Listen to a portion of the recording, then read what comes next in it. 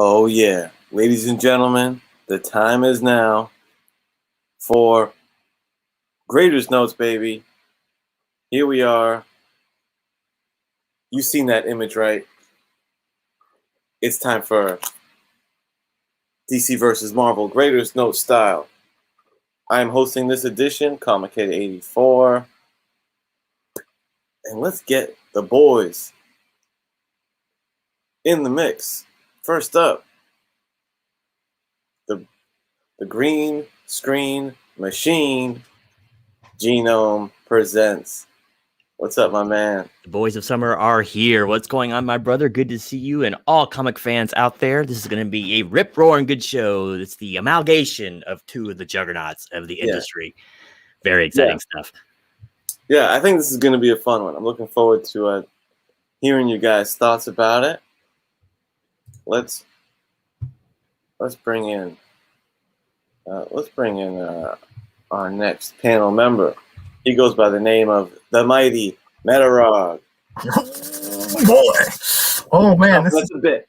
You know. At my age, thank you for the boys comment, by the way. First of all, at my age, man, to get my blood going, it's not easy, right? But this episode does, because I was back there then, and I was like, I can't wait to see my favorite Marvel and DC guys clash. So I'm excited, as you can tell. Absolutely. And last but certainly not least, our main man, Miracle. What's up, man? Hey, how you guys doing? I am David. I took the blue pill, Miracle, and I am certainly interested in this book. I mean, such a great pick. If you're a comic fan of any kind, DC, Marvel, whatever, it's not like you've never had that talk. Who would win? Superman or the Hulk? Who would win? Thor or Wonder Woman? Right? So this comic is supposed to answer all of those questions for us. So yes, pretty exciting. Yeah, man. And I know Dave Genome had mentioned that he hadn't read it before. Have not. Nope. I hadn't read it. No. Okay. I hadn't read it either. First time is very exciting. Very exciting. Yeah, I was out of comics about this time, so yeah, for my long hiatus between. So I was getting there, but I was still in it. Yeah. Yeah, I wasn't picking it up off the. Well, actually, I think this was new. Yeah, this was new when I was picking it up. So yeah, Whippersnapper Kenny was scooping these up for sure. So let's pop through this chat and just give some quick shout outs as we take attendance to one of the best chats in the game, the Grader'S Notes chat. Coming in up top, the unreleased Simeon, the pinch hitter extraordinaire, Ruban Guzman, Kawabunga Fam, Jackson Roy Kirk, stalwart of the Grader'S Notes program. Good to see you, man. Oh yeah, talk about what's the word? Cornerstone. Talk about a cornerstone of the show and the 84 network. Magic Lasso. It is indeed 84 time. Coming at you live. It's the great legend. He loves it. Classic story. It is. I guess, you know what? A lot of times you don't think of mid to late 90s stuff as classic, but I think we're getting old enough that it's classic. It's 25 years now, right? Yeah. 25 years. A quarter century gone by in the blink of an eye. Yeah, there's still so much. Like the flowers in my mind. Oh, sorry, you're gonna get copyrighted if I keep that up. So. Yeah. Well, you have to match the pitch to register the copyright. Well, I have a hard time hitting Babs. Yeah, I don't know if you. Soprano's a little weak, so but. Timmy the comic collector's in the house. Aggressively relaxing. Creator of Suck It Up Old Man, the original Kickstarter comic. Oh yeah, another cornerstone of the Grader'S Notes program. It's Super Russ 9,000. Hey, Russ. He's down at the racetrack. Hey, Russ. How you doing, buddy? Alex Big Blue. Alex. Oh, what's this? The Oh, where is it? Here it is. Aaron leaned on his keyboard and hit enter. What's up, my man? Aaron. Chop and Drop, welcome to the show, my friend. Welcome to the show. Yeah, he's a fairly new member of the community. Appears to be a Joker fan. Yeah. Yep, and he actually commented on my roundup today, and he said he'd be here, and there he is. Oh, so with your permission, I'm going to put his link in the chat. Everybody got to support this guy. We got to grow the community. This is the way we do it on Grader'S Notes. Yes, indeed. This is how we do it. The comic book online community, one of the true anomalies of the world, where we're the most welcoming bunch around, dude. Get in there, get in the mix. You're welcome in the chat. We'll subscribe to you. Happy to have you join the party. In no other medium do such competitors actually work together so fruitfully. Because we're all competing for the same limited resource, too. And bringing up the rear, Magmusings, Bill Magmusings, in the place to be. Good to see you, my friend. Okay. Great collection of peeps in the chat here. Ready to watch us weigh in on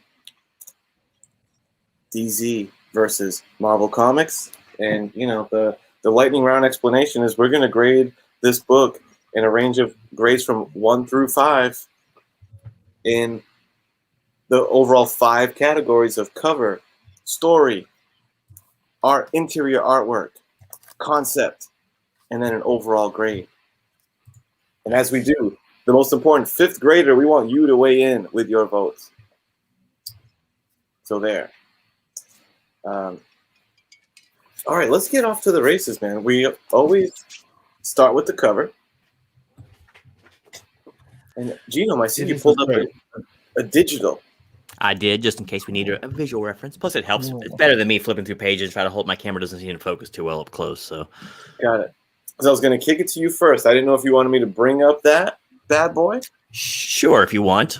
Okay. Yeah, that'll work. If you're Dave, you can be scribbling away. Don't forget to mute yourself. But all right. So, starting with the cover, everyone knows where we usually start, and it's the first thing people usually see in comic store. Let's see if I can make this bigger. No, I can't. Anyway, the cover. Okay, this thing is strange. It's good, but it's strange. Okay, it's kind of a misnomer. DC versus Marvel is the first thing you see, right? Okay, good.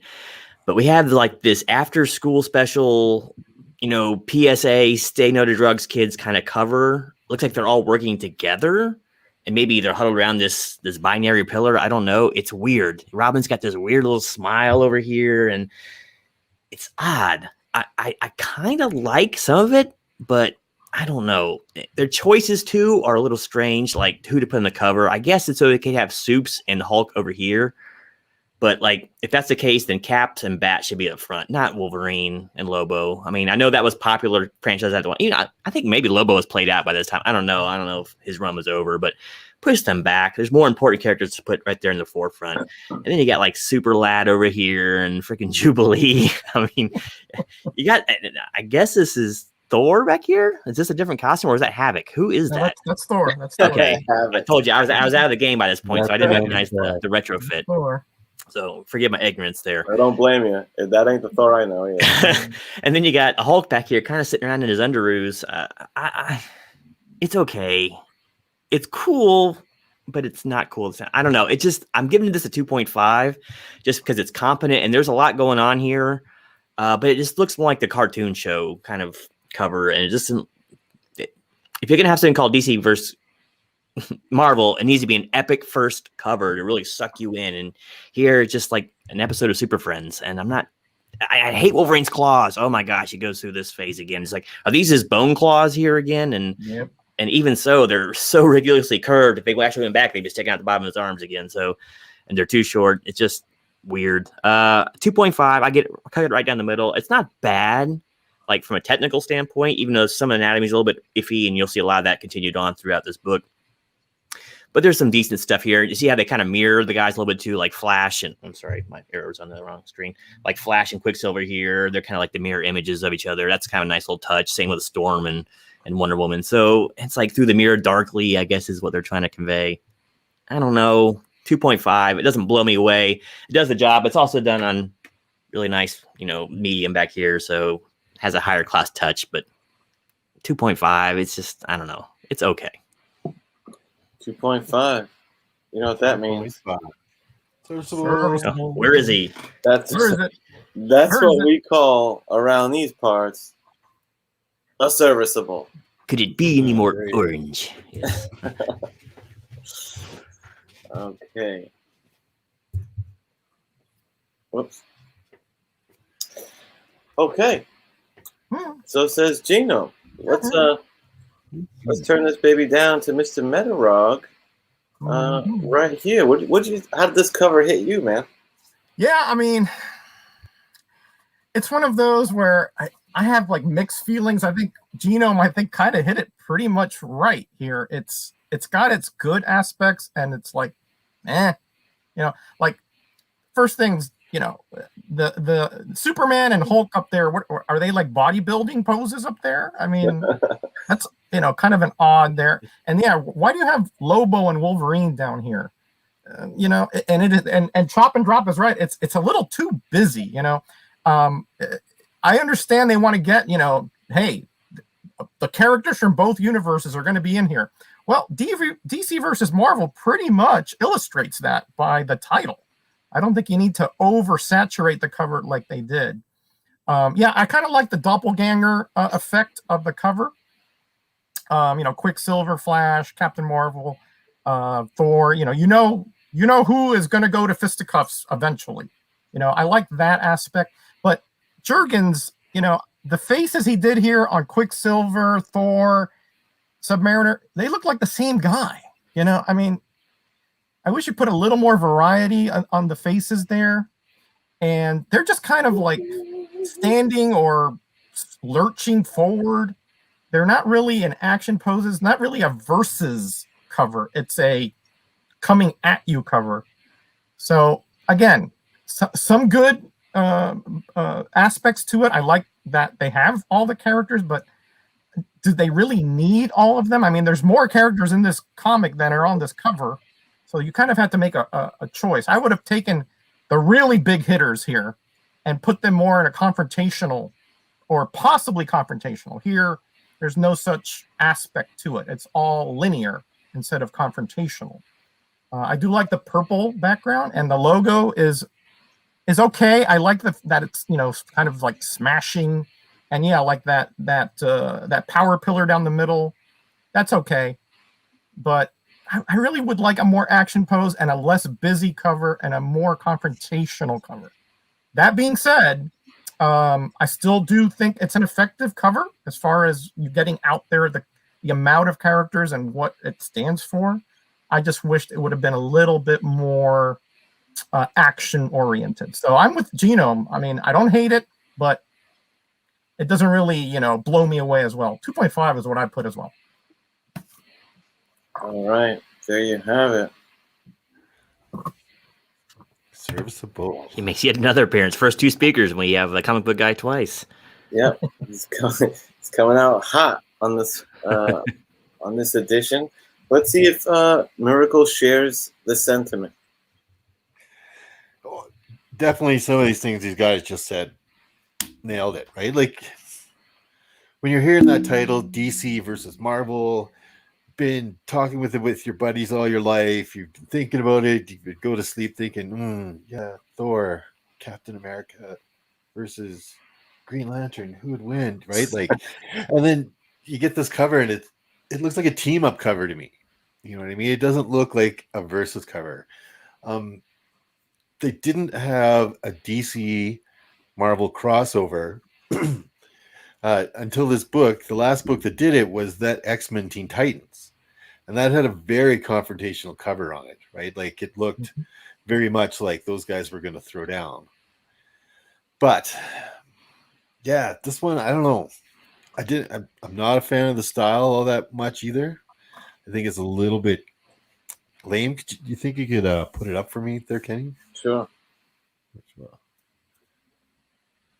Oh, brother. Yeah. Like, see how it looks a little Saturday morning cartoonish to me. Do you know what I mean? Like,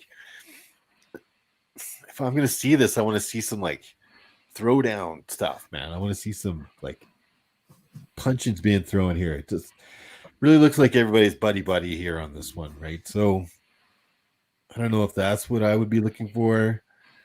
There's no villain appearances here on the cover. It's all heroes. So, it kind of gives you the idea that, oh, they're going to fight hero versus hero in all of this stuff, but I don't know. I wasn't a big fan of the cover. I only gave it a 2. I gave it 1 extra point actually, just because they actually used the word versus rather than just the VS, which I thought was good, right? Like, oh wow, there you go. But yeah, I wasn't a big fan of the cover. 2. We got a dose from Miracle. Okay, well, I gotta admit, I'm on the same page with a lot of what the gang said. With main thing with this cover for me though is that, and this applies to a lot of the book. There's anytime I look or read anything to do with this book, I'm washed over with the fanboy giddiness. So it always like makes me appreciate it a little more than if it was something else. Because to me, I'm such a mark for this. I was totally the daydreamer about this stuff, and just seeing that trade dress, the DC logo versus the Marvel logo, I think that is fantastic. That is so exciting. Seeing the characters on the cover, awesome. I love that. I get a kick out of like going through the cover and seeing what kind of parody that they land with each of the characters. That's kind of fun to be like, okay, they match her, him with him, her with her. So there's a lot of fun to be had with the cover. But when I put my Grader'S notes, specs on and dissect the craft, I would say that the only character that is drawn above average on this cover is Wolverine. I think that is a really solid Wolverine. I mean, this is Dan the Man Jurgens on the cover, but I'll say it's busy. It's so busy, and the more you add characters and the smaller you have to make characters to fit them into the cover, it's just law of diminishing returns, man. Like, just when you're cramming and you're drawing a little Superboy to fit him in there, he's not going to be drawn all that well. And that kind of applies across the board. There's no real like, bam, that character looks awesome on that cover. For me, except Wolverine, I think it's really solid Wolverine. But you're right. Why I don't like the texture of those claws, man. And these guys are right.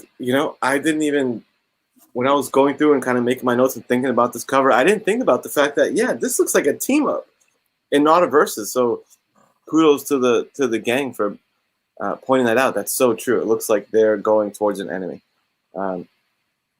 So yeah, man, lots of fun on the cover. Like I said, going through it, too busy and with all the characters you put in, it's at the expense of well-rendered characters. So I got to bring out the comic guy. I got to bring out comic guy, man, because I also landed on 2.5. Oh, can I change my grade to 2.5 so we can be consensus? Make it a sweep. That's some aggressive mediocrity today. Yeah. Yeah. It's a fun cover, though. I don't know, man. If I was buying this in 1996, I would look at this thing going, like, I would have heard about it. Oh, yeah. In the trade dresses or whatever, right? I would have heard that it was coming in comic shops. And then I would have seen it and been like, what's going on here? This doesn't look like Versus to me. You know what I mean? Like, I'd still bought it. Of course I would have bought it. Yeah. Right, I had the same concept when I bought it. So yeah. Chat, go ahead and grade that cover 1 through 5. Let me know what you think. Russ says you're killing me. Yeah. Let's make a little proviso here. we are grading this issue only, not the whole series. Okay, because sometimes when like, you know, Biggie gets a little personal. We are only grading this one issue. This is one snapshot of time. The whole series would be a whole nother grade for me. This is just this one issue. Yeah, and nor is it an indictment on Dan Jurgens, who I think is just top tier. Fabulous. Yeah, I've seen really great stuff. I mean, it could be the inker screwing him over here. I don't know. I know they kind of mixed and matched with DC guys in the art department for this book. I think Rubenstein did the inking here. Yeah, Rubenstein and Jurgens was credited for the cover. I see an R, I see a J and an R, and this is definitely not John Romita Jr. So that leads me to Jurgens and Rubenstein. Yeah, that'd be JR, right? Yeah, I mean, I guess I was just like looking for more pizzazz, more something, you know, like everybody must have been hyped for this book, and it just was like, I've seen this cover before, right? Yeah, and I got to be honest, maybe not with these characters, but yeah. I gotta be number 2 doesn't get all that much better. I gotta say, talk about busy. 2 is very busy. At least they're going after each other. But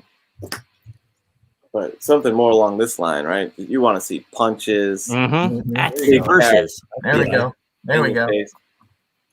That should have been cover number 1. That was a sold book. Yeah. Trust me, we had these conversations back in the day, guys, just like we're having it today. But of course, Russ, 5.0 all the way. I knew that was coming. I'm actually making page notes this time, so I can actually instead of having to look around blindly when it's my turn for the inside art. Cool. There you go. That's what I'm looking over at right now. So.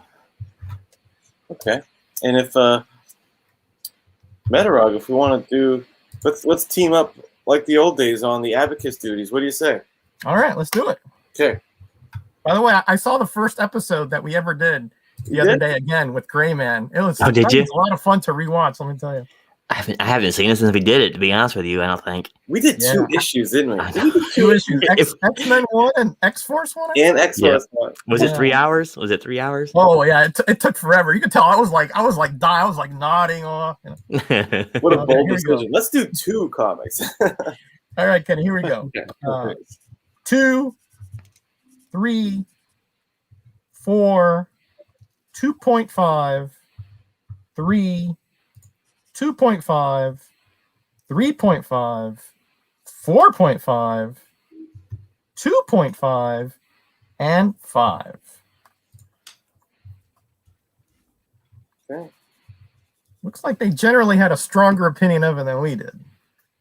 Yeah, that landed on 3.25, which I think we round up on that. So we're gonna 3.5, baby. I was strongly ambivalent.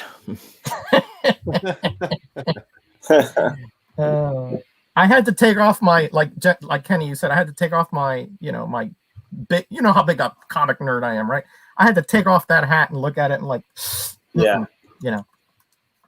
right. All right, 3.5. They liked it a full point better than us.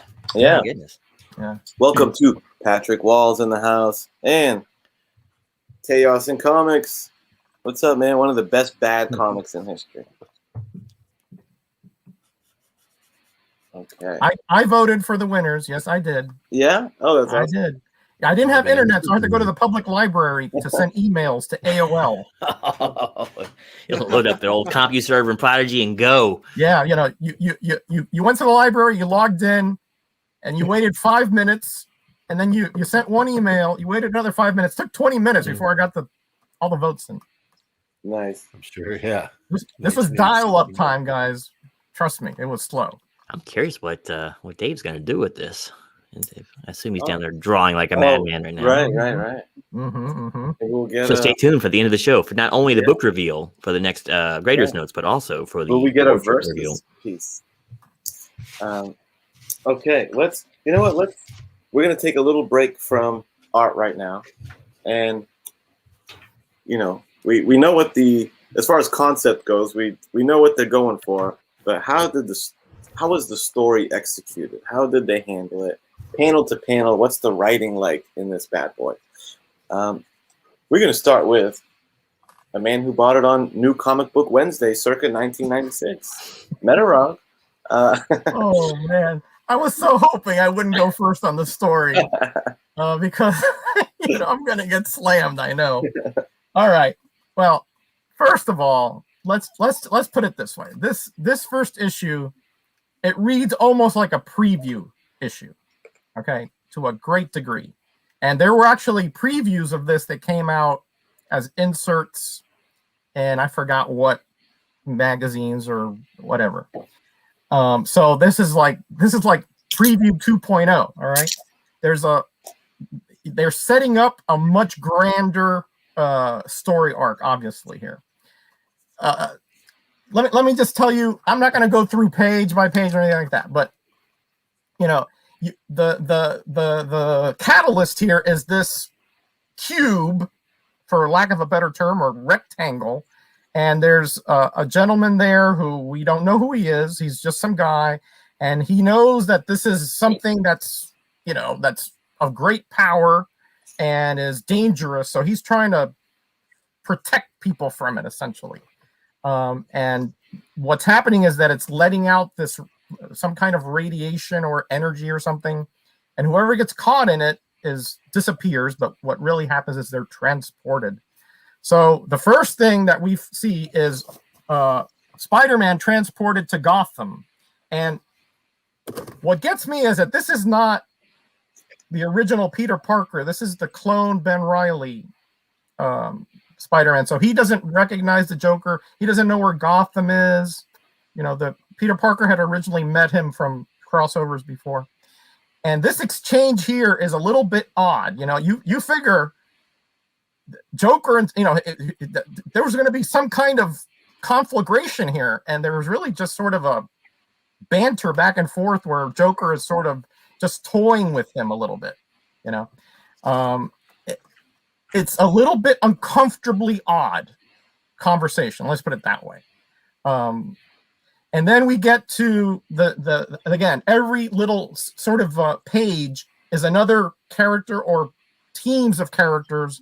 Like the one meeting when the X-Men are fighting the Juggernaut, and then he's transported to Metropolis. And as soon as he comes out, he is just clocked by Superman. No questions asked. You're not supposed to be here. Okay? So that seems a little forced to me. And then you get, again, the enigmatic, protector of the cube. Then you got Captain America in there, and he disappears. And then you have Wonder Woman saving somebody from under a bridge, and then she disappears. On and on and on and on. The only really poignant story here was the Batman and Bullseye, which actually was 4 pages long. That was the longest kind of arc part. I thought that was very well done, very in character with Batman, and the confusion there sort of comes out. The control that Batman always has in the situation comes out. I thought that was well done. But otherwise, this is just a series of quick shots, sort of setting up that characters are crossing over into their own universes, and they're either fighting or they're meeting or they're working together.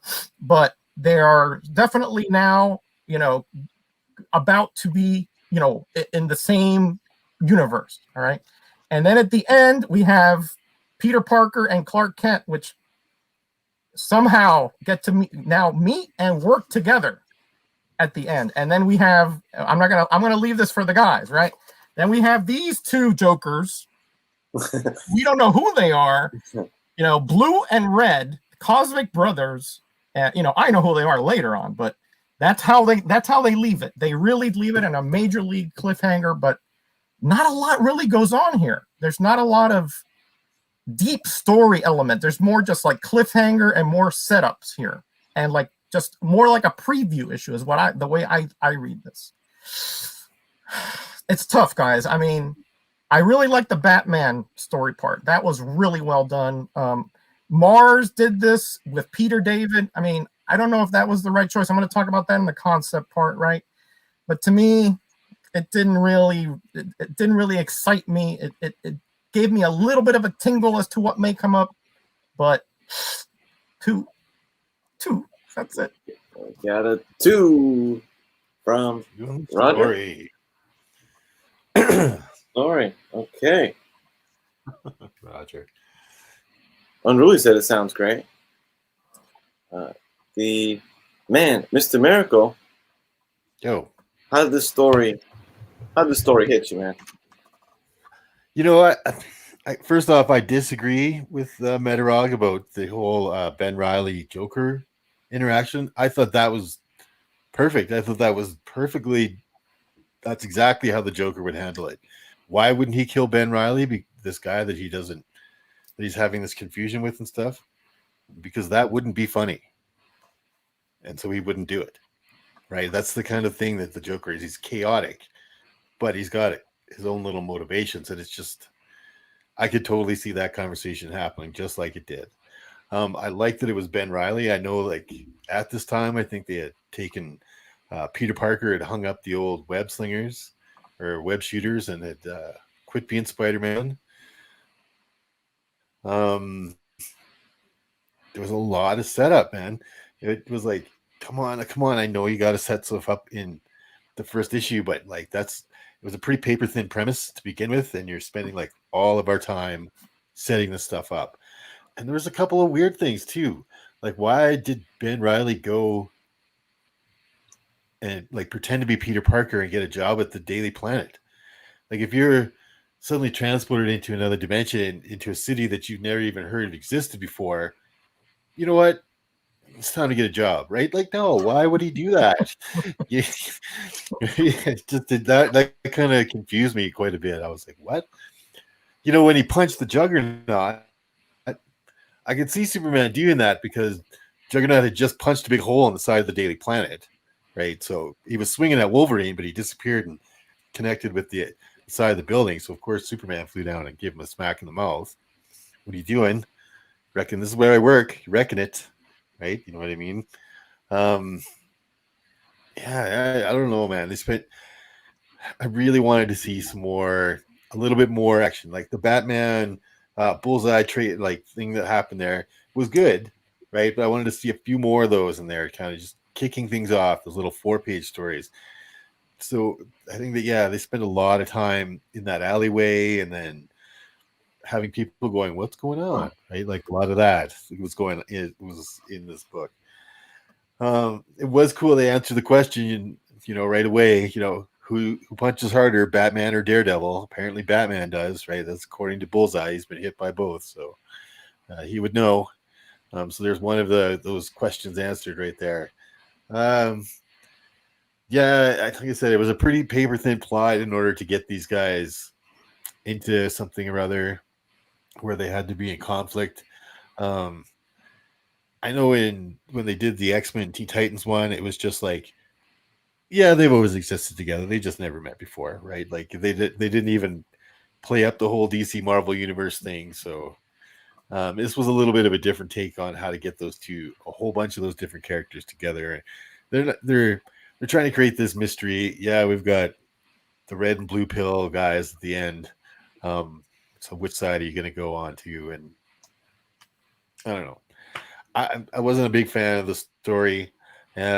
Ended up giving it a 2 as well. All right. Too much time on setup. Too much time. Yeah. Screwing around instead of fighting. Throw a punch, right? I think like Superman threw a punch, Batman threw a punch, and after that it was like nothing. Like I said, I like the Joker interaction, but other than that, yeah, I was like, okay, I get it. I didn't mean that it was bad, by the way, Miracle. I just said it was awkward. Like it should have been. Like it should have been between two characters who, And especially if you're talking to a fucking crazy person like the Joker. Yeah. You never know what that guy's going to say, right? I just wish there was some kind of little bit of confrontation there. I would have liked a little bit. That's all. No, I think the Joker's too smart for that, right? He's gonna want to know what's going on too. Well, he is smart. He's like, this guy isn't really he's not Batman. He's not my actual enemy. He's just some dude that popped into nowhere. And it wouldn't be really funny to kill him, right? Nobody's even watching. Hey, he knows what it is. He'll bust out his parachute if he needs to. He parachutes right out of there, man. Yeah, I think there was a Superman or some sort of crossover where the Joker and Spider-Man met before, right? Yeah. Hey, I love Disney and comics. Welcome. All right, guys. Story. I just gotta say, this book is all this series really. It's fan service, baby. This is totally one of those things where you have where you want to end up, and you're just trying to reverse engineer how to get there. And I think one of the main flaws of the story, because it's rushed. Is up top, it's rushed. It's not very developed. They cram things in that don't make any sense. Like J. Jonah Jameson gets sucked into this world, and within like 24 hours, he's running the Daily Planet, and he's Superman's boss. So, yes, where is it? Does that make any sense? No. Is it cool fan service to see Clark Kent reporter getting chewed out by J. Jonah Jameson? Yes. So it's these trade-offs they made. I think more than anything, this book is a victim of being a four-issue miniseries. The scope and size of what this story is, the importance, the grandiose nature of DC versus Marvel, finally, to cram it into 4 issues. There's no way you're not going to get super sped up. It's a shame. It's really a victim of the length, but you start to get the plot device stuff of how this is happening. It all revolves around like a homeless guy in a cardboard box. I don't know if like Sam Keith the Max was really hot around that time, and they were like feeling inspired. But it's just a lot of little cut scenes of seeing our guys in action and getting scooped up. There's a lot of introduction. It definitely, reading this is like, oh yeah, this is mid to late 90s, man, because you got like smart tank top Hulk, mullet Superman, Ben Reilly. I'm cool with Ben Reilly. I like Ben Reilly as Scarlet Spider. Shout out D-Rump. I better mind my P's and Q's because D-Rump's here. He's in there. I like Ben Reilly as Scarlet Spider. Him holding the straight up Spider-Man mantle, no Peter Parker. A little part of me feels like, oh man, this is a once in a lifetime thing, and Peter Parker's not there, but no big deal. I don't care. It's still Spider-Man. What's up, Lord Chucks? You get smacked over the head that it's the 90s when you see Thor looking like who'd you confuse him with, Havoc? Yeah. With the love child of Fabio. Yeah. Yeah. I 100% agree. The exchange between Batman and Bullseye is awesome. I loved it. I got a kick out of You Hit Harder Than Daredevil. Very cool. Robin showing up in Jubilee's bed. Excuse me. It's just setting up to, I guess, hey, haven't you always daydreamed about seeing who punches harder, Daredevil or Batman? Haven't you always daydreamed what Robin and Jubilee would do in bed together? See, they answered all the questions. Spoiler alert, it's fireworks. Anyway, I think I've Spark will fly. Conveyed the gist of it's flimsy. The premise is flimsy. It's too short. It should have been longer. I'm not even going to touch on these two. They look like two dollar store generic action figures. We're not going to get into that, but it's rushed. Yes, it's a lot of the stuff doesn't make sense, but it's delivering that sweet what if fan service and giving you stuff that you're not going to get anywhere else. This is like, it's not giving you your fruits and vegetables, but it's giving you that cake and that whipped cream and that good stuff. Seeing, Batman punch Bullseye. Oh yeah, it doesn't make sense. Nope, but it tastes so good. So with that being said, I only graded it a little higher than you guys did, 2.5. It's still very weak. It's hard to defend as a writing project, but 2.5. Let's bring in Comic Man. There he is. Boom. Yeah. And Gino, are we continuing the wave of mediocrity? Well, I think it rises slightly above mediocrity in the fact that it does a very good job of making me want to read the next issue, which is important. You do bring up a great point there, Kenny. This thing is definitely a victim of being a 4-parter, so make this a 64-pager and we are set, man. But yeah, this one's it's kind of short and to the quick, but then again, there's a couple of scenes in there that really bog things down. The Joker scene's a cool setup scene, I guess, but it's like 2 pages of nothing happening, and then until he gets his Cesar Romero freaking parachute going. Actually, that scene would have been much cooler if like Joker walked up and just stabbed him in the leg with his cane with a knife, or something like that, just to get a rise out of him or something, and then have the dialogue. But whatever the case may be, and as cool as it was to see Daredevil and Batman's cave, imagine if they put Juggernaut in there. That'd have been so much cooler, and watch him try to get out of that alive. But yeah, it's okay. It's just they have to cram too much in there. But it's funny, with all that they have to cram in there, they still find time to have like 3 pages of Daily Planet in there, which was really annoying. It's almost like an exposition dump, Mm-hmm. I didn't like the way they did it. I'd rather them not know what's going on anywhere and not have to read through that. Let's go see some fisticuffs or something, because we don't. We see like 2 punches this entire book, and we're crammed full of the most powerful characters in the universe. Now, all that being said, I think the premise is enough, and some of this bleeds over into concept that's cool enough. I think it kind of rises above just a little bit. If nothing else, there's some mystery involved, which is cool. And you can smell the lead up here. You can smell it building, and it's going to be epic, but we don't quite get it yet. So, but I can give it some kudos for at least doing that. And I think there's a lot of like 2001 references in this with the friggin' obelisk, and there's just allegories all over the place with this book and past other things I don't want to get into.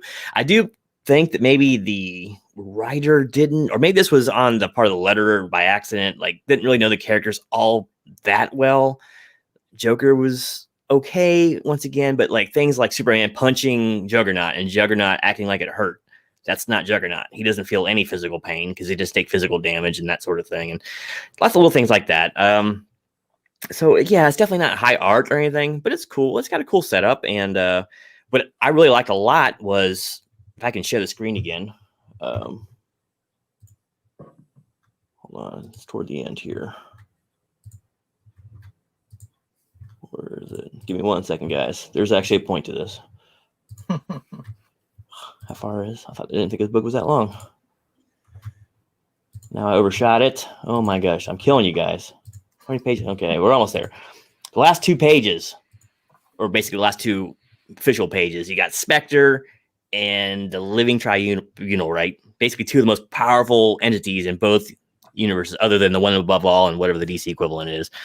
The one who sells less, I guess. But they're saying, what's going on? And nothing we're doing is changing anything. We're powerless before this thing. And it's like, I don't know quite as much about Spectre as I do about Living Tribunal, but Living Tribunal is tasked with keeping the multiverse in balance, right? He's the most powerful thing there is.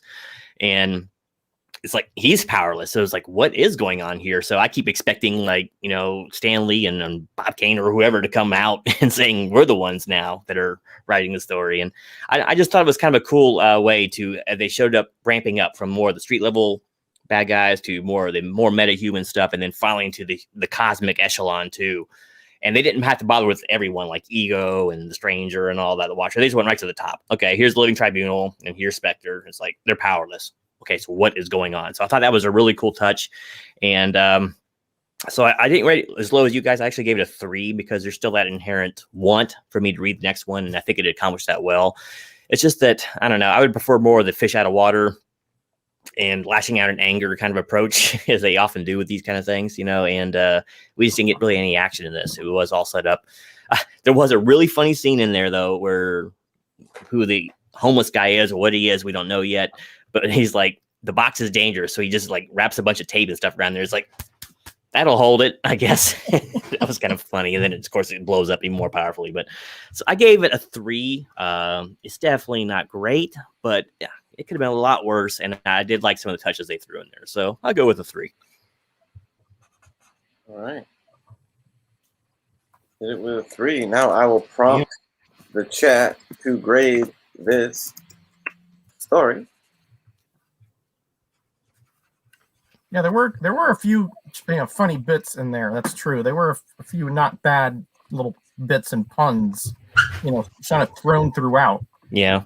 Yeah, that's true. But like you said, there were other parts that I wish they sort of would have actually flipped it on a script, right? Because all the fights were like one panel scenes, and all the exposition were these, bogged down kind of conversations. They should have just flipped the script, and that would have been a much better comic. And like for instance, the whole Daily Bugle thing, it's Perry, or not Perry. It's not Perry anymore. It's friggin' Jonah. Jonah, one panel. Kent, get out there and get some pictures. Get on this story. You not to sit there and talk to the guy for a page and a half. Get out there and film all these fights that are supposedly going on out there, right? But his whole bullpen sitting in the damn Daily Bugle, not doing anything, when the whole world's getting ripped apart out there. Missed opportunity. Lois Lane there, kind of bantering with Ben Reilly. Yeah. Let's listen. This is DC versus Marvel, not Lois Lane, trying to chat up another guy. Let's get it going. And that was weird too. Only thing I can think of for that scene is that you're trying to set up the amount of time that it passed, maybe, because okay, this has been going on long enough for him to get a job and to work his way into the Daily Planet instead of just being there one day and then working there. I don't know if that was what they were meant to do. Yeah. They just said 2 weeks later. Huh? Yeah, a helpful thing that the Daily Planet thing does is it prompts to do the Clark Kent's report, like news article that he writes, and they use that as the narration over the next pages to explain from like a bird's eye view what's happening from his perspective, which I guess as a way to just move the plot, it was kind of clever. Yep. Yeah, I agree. There is some utility to it. You didn't need all of that. Just let's see a few more punches than 2 and 1 sucker punch. That is a fun. It is a fun dynamic. Jonah and Clark. Clark tells him, "This is a non-smoking building, Chief." He's like, "I'll smoke anywhere I want." Don't call me Chief. Yeah. Yeah, don't call me Chief. Take that, Kent. Yeah. You ready, Kenny? I am ready. I think also there was a score earlier from Alex gave it a 5. Alex, okay, yeah. Okay. Unruly 2.5. Well, 5, 2.5, 3, 2.5, 2.5, and then another 5. I think you can pretty much count on Russ and Alex giving it 5 all throughout. Yeah, I think so. All 5. I feel like I'm on Cover Slingers, Yeah, that's all great. That's those are people who vote for one person no matter what, Yeah. That lands us at 3.5 from the chat. Very nice. Very nice. Once again, they're a full point above our highest score almost. So except my 3, but you guys are kinder to this book than we are, and we actually read it.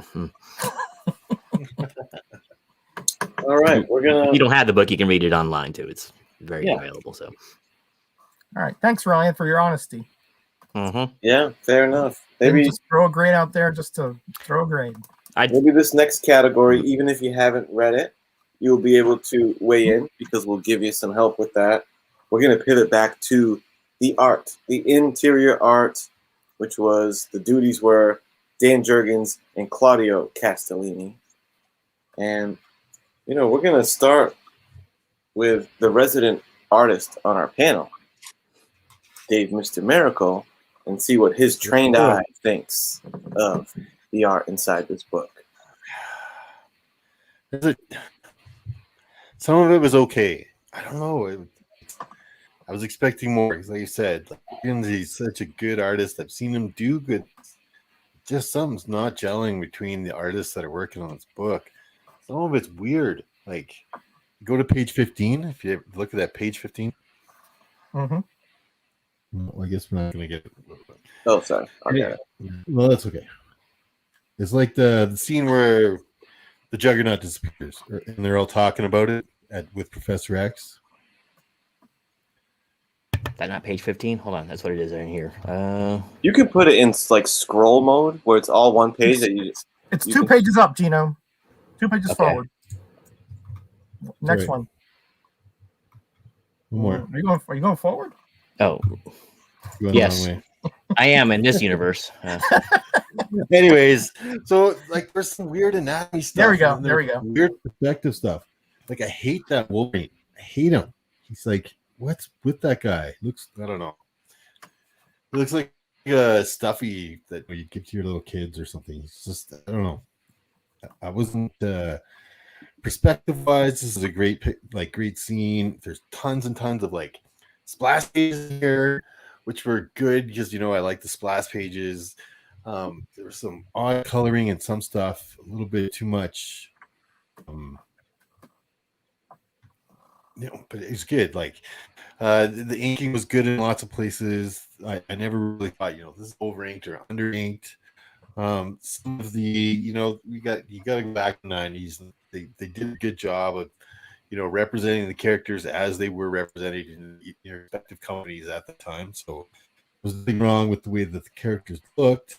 Really like this Bullseye. Batman's perspective here is good, but there was a couple weird things in that. I just keep thinking about that Wolverine, and it really annoys me. Anyway, but yeah, lots and lots of like I said, big panels, splash pages, cosmic scenes with the Living Tribunal and the Spectre and kinds of that, which was all check mark. Just a little bit of oddness here and there. I think just maybe artists have them together before, not quite gelling with what they want to do with everything, each panel and stuff. But I did give the interior art a better grade than I gave the cover, that's for sure. And I gave it a 3. I figured it's about that. Yeah. It's a little better than serviceable. Again, you're always going to draw me in with splash pages, so it's a little better than serviceable. And I gave it a 3. Fair enough. All right. I will grab the baton from here. And I gotta say, I think the book gets split. I have these little posties that distinguish when it switches from Jurgens to Castelline. I think they're very different. Different approaches, different stuff going on. And I think Jurgens absolutely outclasses Castellini. You can tell he's a veteran of the comic game, and you can tell Claudio, I actually double-checked his Wikipedia, all his work is mostly from the 90s. He started in the 90s, so he made his bones in the 90s. And boy, does that kind of show. So you can't beat that page 1. I mean, that's a Jurgens. That's a fantastic Jurgens Spider-Man. I do think maybe there's some spots where it's not his best work, no doubt, but you're still getting quality. Like, I think this double page is a pretty quality page. Cool rain effect, nice angle there with the rain coming down. Joker's face looks cool. There's something that happens throughout this book where, like, the way that characters are standing in space looks weird. Sometimes it looks like they're like stickers being stuck onto their background. This one is especially, it's a very strange all black. I don't understand what that decision was, why they didn't just put the city in the background. But like in this page here, like that's fine, drawn Wolverine, but it doesn't look like he's standing in the space of the panel. It looks like it's like a sticker stuck on top of that. What are his feet resting on? Where's his leverage? He's just floating. So that happens a couple times throughout the book, but it's a well-rendered Wolverine, but there is some kind of lazy stuff here and there. Jurgens clearly knows how to draw Superman very well. And when you get to this Castelline Joker, you get the one thing that I hate of getting funky with the panels for no reason. Because you got your kind of conventional storytelling panels when you got Jurgens. When you get this guy, there's a lot of weird angles to the panels. This guy's hand, look at that hand. So this is supposed to be his pinky. And his thumb would be on the other side. That is a wild hand. Spoiler alert, that's actually Clayface. Yeah, right. So with this guy, you get, the overlapping, like see how the Hulk holding that tree bark is like overlapping onto the other panel. There's a lot of like funky overlapping, and the panels just have these diagonal cuts to them for no reason, just to be 90s extreme. Why Hulk's top of his head is cut off on the top of that page just tells me that he didn't plan that page very well. Like, why not just bring him lower? And oh, here's the worst drawing in the whole book. Look at that Superboy. Oh my god. So Castellane, man. Yeah, that Wolverine looks atrocious, like Miracle said. But I thought Gambit looked pretty cool.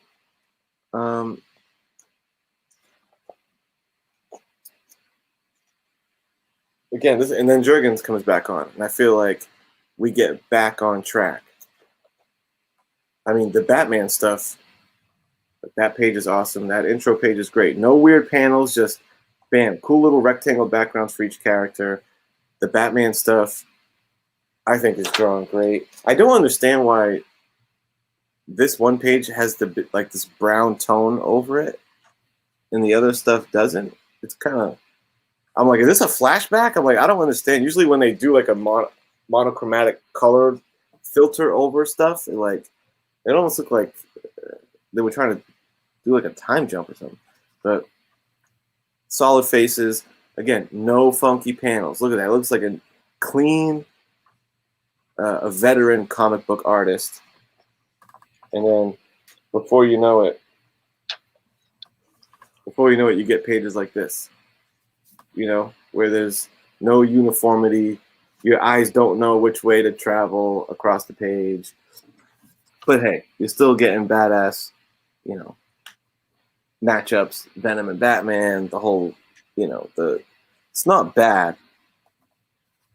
But like, it's so 90s, it just feels like this page is especially bad for layout. The way Superman's cape just intrudes on those upper panels, weird diagonal panels again. So that's kind of the deal with that. Anything else? No, I think I covered most of it. 90s Punisher has a ponytail, So with all that being said, I would certainly grade Jurgens' work in this book higher than the Castellane guy. But I still think you get really rockin' battle images, and it's not a bad outing. I think I'm going to grade more leaning towards the Jurgens side and give it a 3.5. It's a good grade. Okay, not bad. Jojo Flicks and Comics, welcome. Mr. Gino, we are all eagerly anticipating your take. Would you say you're waiting, anticipating? Oh, never mind. Okay. Some of those, we'll get it. Actually, I'm going to share the screen again, if you will, because I've actually done some homework for this, so they'll appear to be quite the full. And you're looking at maybe the first page that really grabbed me in this book. First off, let me talk about this a little bit. This book is ridiculously uneven, and I don't know why. This should be a flagship book, right? Someone asked the question earlier. It's like, well, where was George Perez, and why wasn't he on this book? And it's like, and I know most of Image had sucked up a lot of the other talent out there, but I mean, it's like, couldn't you like freelance something this big, do someone really good and do the whole book?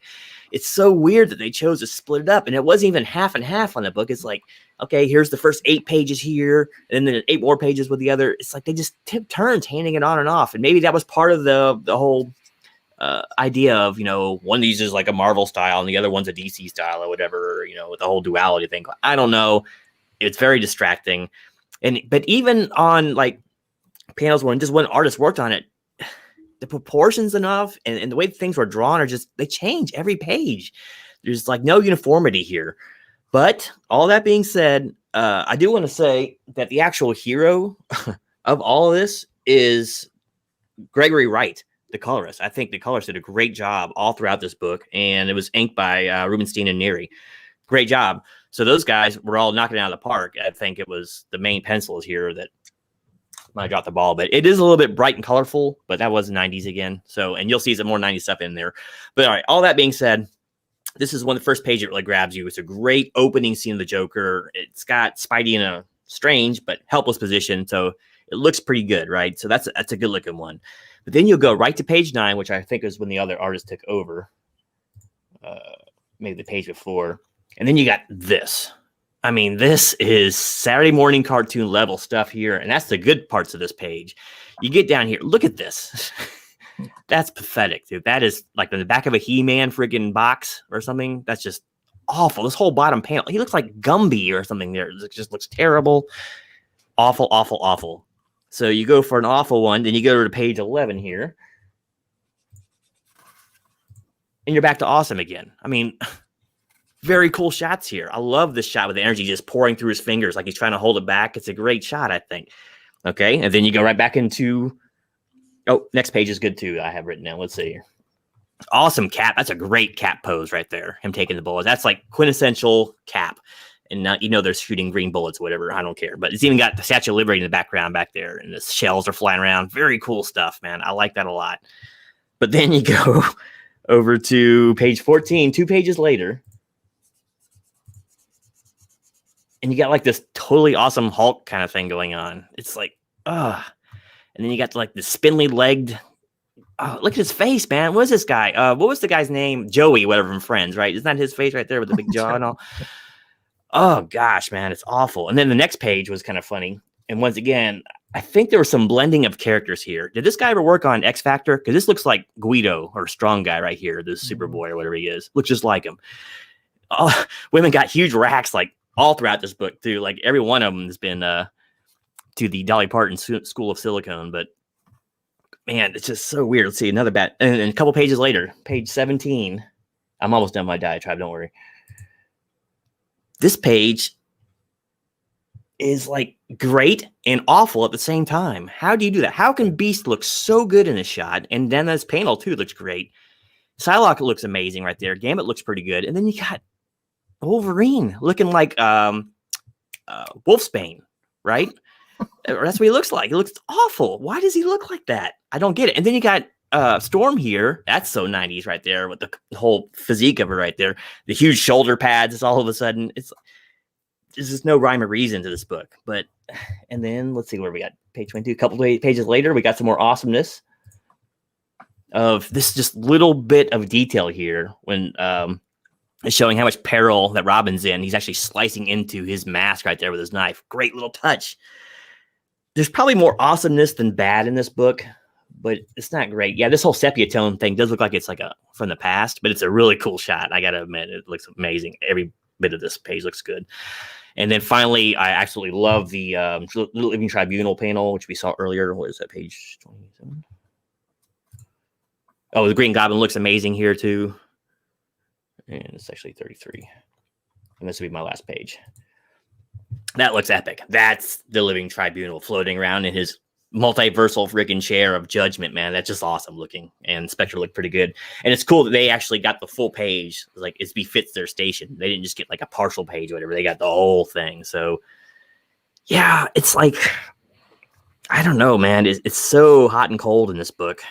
I think the good generally outweighs the bad, but the lack of consistency just makes no sense to me. It's not even that long a book. I do not realize. That's the only thing I think of is they wanted 2 different artists on there to just further cement the duality thing. And I don't think it works. Just leave it to one of these guys. I don't care which one it is. I gave it a 3.5 just because a couple of the pages are really excellent and epic, and they tend to outweigh the utter badness of some of the other ones in some way. So 3.5. It's hot and cold, but there's some good to be had inside. Excellent. All right. Well said. Well said, Gino. Mr. Metarog, would you like to keep this digital assistance up? Yeah, we can keep it up there. That's fine. That's fine and dandy. Okay. The floor is yours, my friend. Let's skip to page 3 there, if possible. Again, I think you guys have hit pretty much on the head. This is a very uneven work of art here. There and like Genome said, it's not just the different artists; it's also within the same artists, right? And that is weird because Jurgens is just so top notch, right? But I'm going to go into the concept about why I think this is not perhaps the right artist pairing. But anyway, I think that's page 1. Does that say page 3, Gino? Yeah, page 3, where the guy is touching the pulsating rectangle or refrigerator or whatever that is. They count the cover and inside cover. Oh, they count the cover. Okay. So just you start here, and again, you have this. The issues I have here are many, and the attributes are many as well, like you guys have said.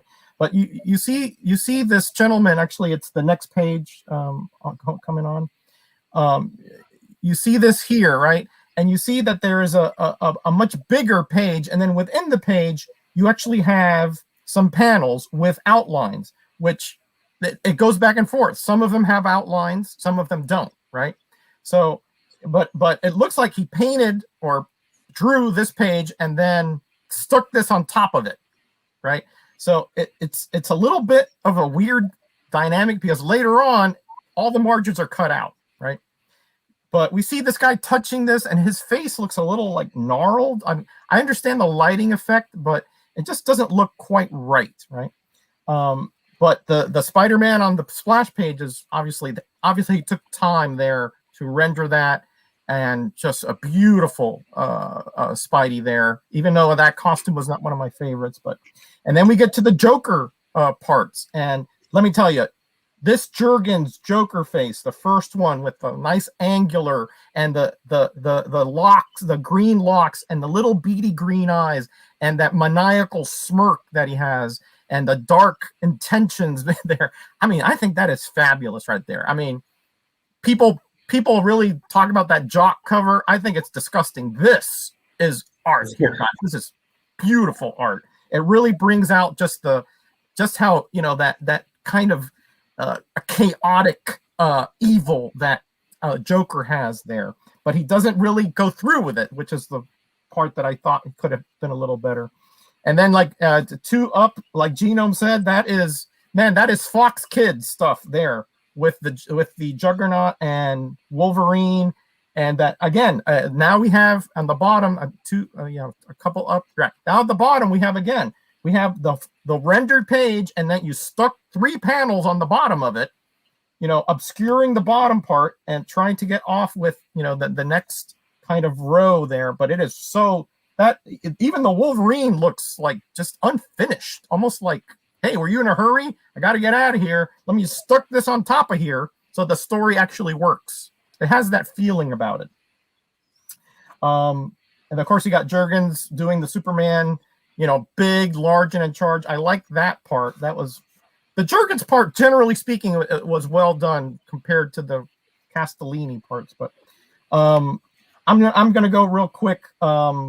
Let's go to the Wonder Woman page, which is 11, which I guess would be 13 there.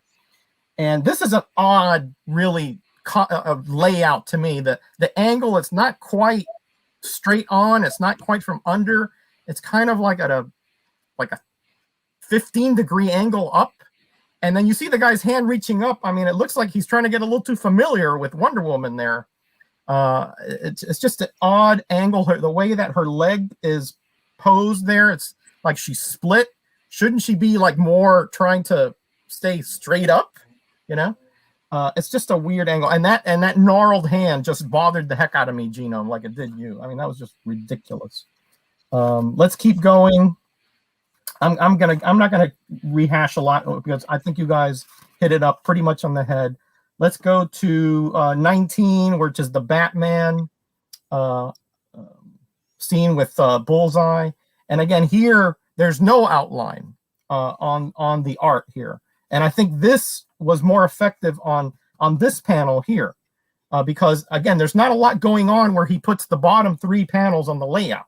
That is the action panels. I think that's well done. But I like the Batman and the pose, the dinosaur back there from the Batcave. And I think I kind of figured that later on in the next 2 pages. The reason they go yellow there is like almost like Batman had some kind of device that said, I'm going to put it in emergency mode so that this guy obviously is a dead eye, that he needs light hit his target well. So let's make things a little more difficult for him. And that allowed him to dodge the batarang that he threw back at him. That's what came through my mind. I may be wrong, but I think Batman is so smart that he probably figured that out in an instant. And then I do like, I'm going to end up with this 23, the Jurgens J. Jonah Jameson with the cigar through the fingers there. I think that is a brilliant little panel there. That is just classic J. Jonah Jameson, about as well done as I've ever seen it. He has that little, Hitler mustache kind of thing going on. And then you have, I'm not crazy about the puckered lips Clark Kent there, but the J. Jonah Jameson there was beautiful. The little smoke coming down right by Clark Kent's face there, just well done. And then at the end, right at the end where the Limit Tribunal is there, very majestic, gigantic, and really well done. However, the Spectre one is what's up with those? Are these Speedo shorts he has on there? What's up with that? It looks like maybe a sumo or something. I mean, and what's up with that rib cage? I mean, and the angular, the really long, like really weird looking legs there. I mean, you got to make the Spectre just a little more, how shall I say this, respectfully menacing. This one, he looks like some kind of sumo guy who went on a diet, just weird there. I don't like that one. But the Living Tribunal was really well done. I really like that. So all of that shaken together, I mean, it's hard to grade this comic because the art is so uneven. There's really well done parts, and then there are just some that are just mystifyingly, frustratingly bad. And it does affect the story to a certain degree. It does affect the flow of the story. It affects how the story reads, because some panels with those layouts, you're not sure if you're supposed to read left to right or up and down. So that is very, very frustrating. But however, the Jurgens parts were just so well done for the most part that really sucked me in. And again, the Castellini guy did have a few hits there amongst a lot of errors. So I gave it a 3. I think that's the fair score, considering the, just frustrating up and down. It's almost like you're in a roller coaster reading this comic art-wise. But overall, I did enjoy it more than not. So 3. All right. There you go. A 3 from Mr. Metarov. I'm going to prompt the chat to grade this art based on what you've seen, based on what you've heard. If I can, just share real quick with the chat. If for those not aware, for my money, as far as Jurgens crossovers go, oh boy, you really will do yourself a treat. This treasury-sized, I mean, look at this thing. Alex Ross cover. And I mean, you want to talk about big home run Jurgens, baby. Awesome Galactus. And he's got this killer. And look at that Superman. That is choice. No mullet Superman. Yeah, no mullet. No mullet, yeah. There's the FF. That's a gorgeous crossover. And his work on the 80s Warlord, which nobody has ever read. Nobody ever touts it. That is the best Jurgens work I have ever seen. It is absolutely gorgeous stuff.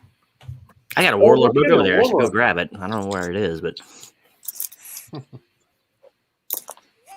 Warlord. I mean, amazing stuff. Just amazing. And again, it's not a book that it's hot or anything. But if you just like pure Jurgens art, the ones in I forgot what numbers, but they're in like the 70s, 80s, 90s in there.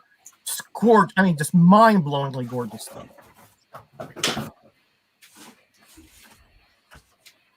I agree. Jurgens is one of the better ones. There's some pretty surprising panels in here, and I get it that they're flipping back and forth and stuff.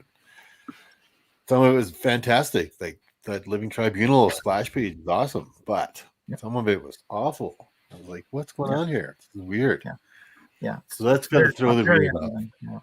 They could have, if they wanted to have DC and Marvel guys, they could have had Jurgens do issue 1, a DC guy do issue 2, another guy do issue 3. You know what I mean? Right. I agree. So it's consistent. That's part of the concept grade that I'm going to come up with. Yeah. I get the sense, sadly, that I don't know how much passion was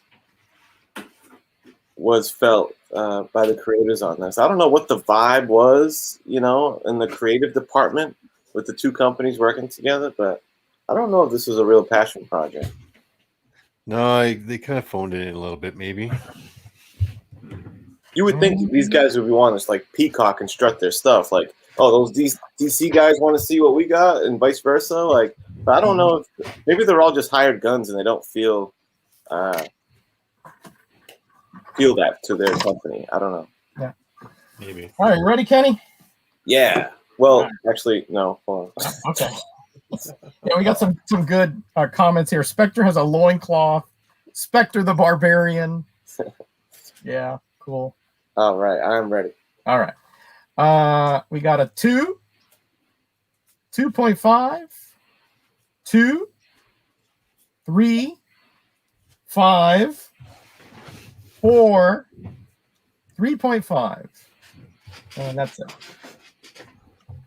Russ, you can go home now. We know what your score is going to be. There's 3.5. That's a 3. 3? In total, 3. Right. My buddy Russ, I gotta love the guy. The man is loyal to a fault.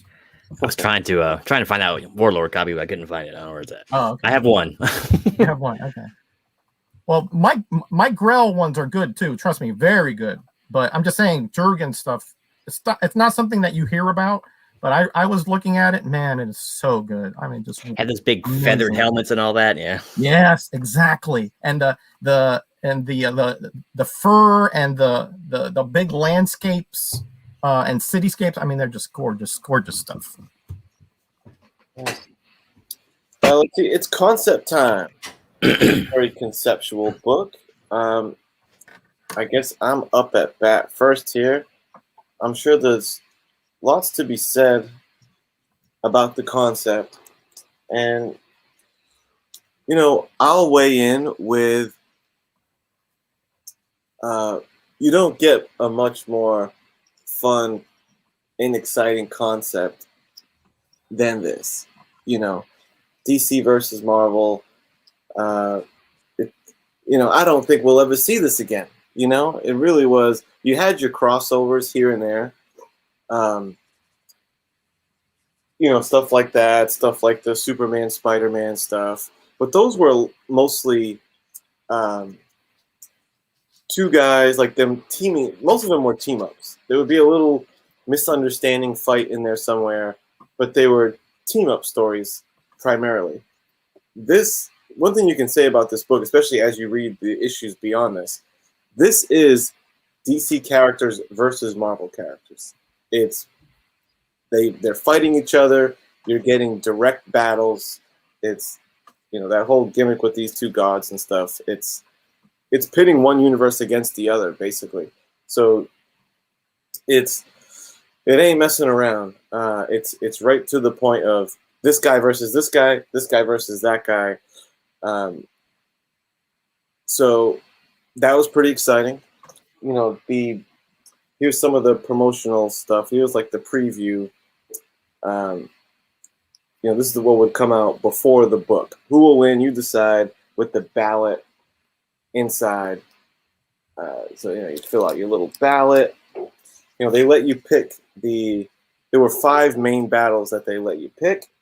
Let the fans pick between Superman and Hulk, Cap and Batman, Wonder Woman and Storm, which I thought that was an interesting team up. Right? I think it does make sense. Because I feel like Marvel doesn't have their Wonder Woman per se when I really think about it, and it probably is Storm. Ms. Marvel, maybe. I suppose Spidey and Superboy. Superboy. You can tell this is the '90s because he didn't really stand the test of time, you know. But I guess in the time period they were in, that made sense. Same goes for Lobo. You know, we probably could have found better picks for those, but it's of the time. But they got the fan involvement going on.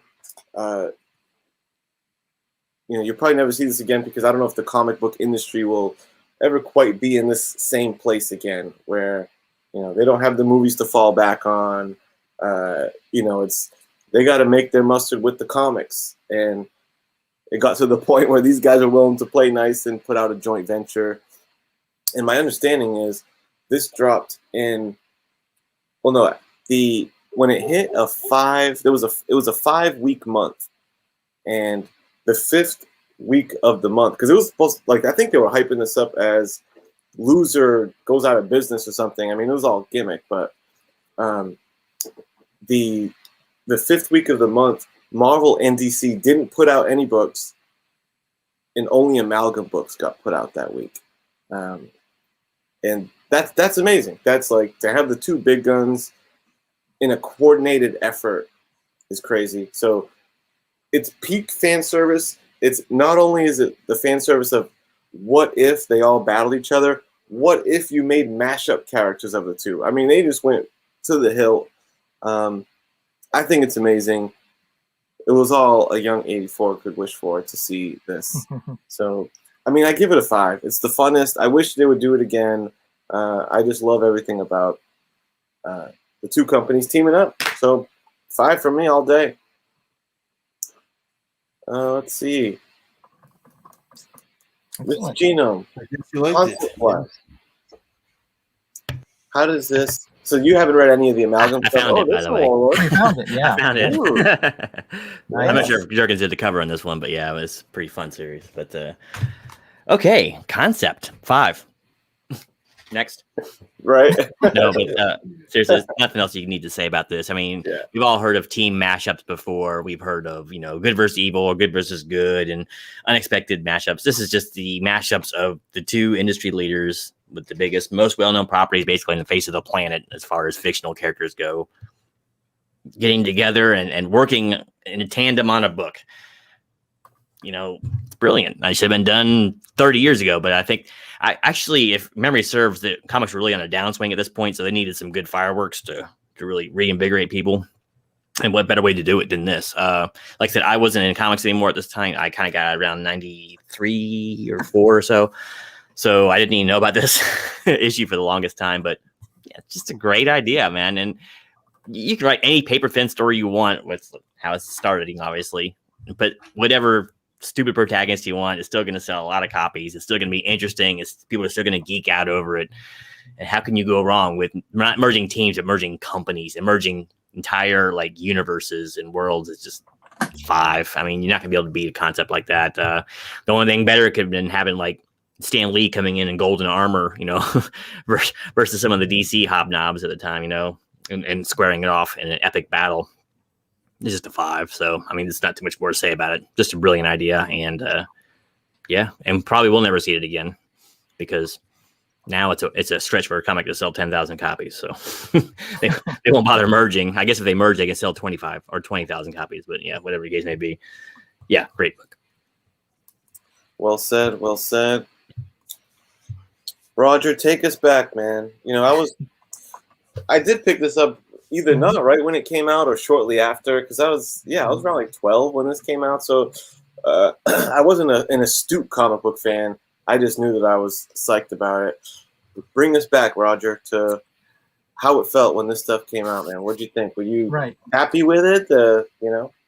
Well, yeah. I mean, like you said, I mean, at this point, 1996, we wanted this back in the 70s, right?